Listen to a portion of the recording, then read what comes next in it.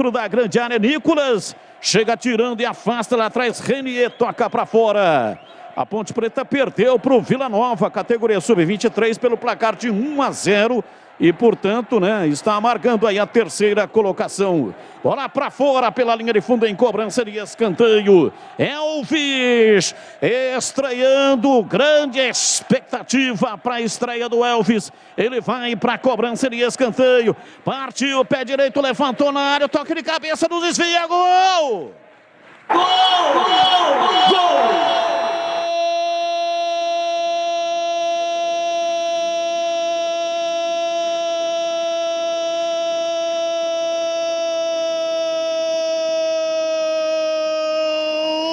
Ponte! Na marca de 5 minutos passados do primeiro tempo, Elvis meteu o pé direito, levantou no primeiro pau, Arthur desviou de cabeça e Matheus Silva chegou de cabeça para empurrar a bola, mandou no fundo do gol. Cabeçada fatal, cabeçada letal para fazer a rede balançar. A bola gosta de rede, é de rede que a bola gosta.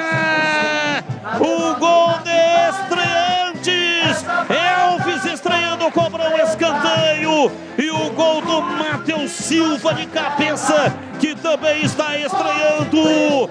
Matheus Silva, a torcida vibra,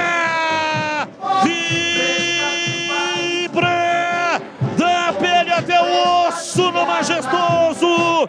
Dali Ponte Preta, dali Macaca, dali Ponte Preta, dali Macaca, dali Macaca, dali Ponte Preta, dali Macaca.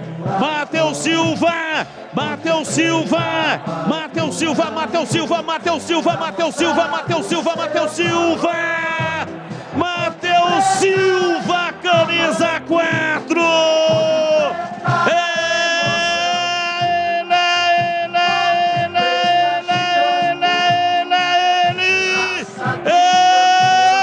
Ele, o autor do gol, abre o placar do jogo no majestoso.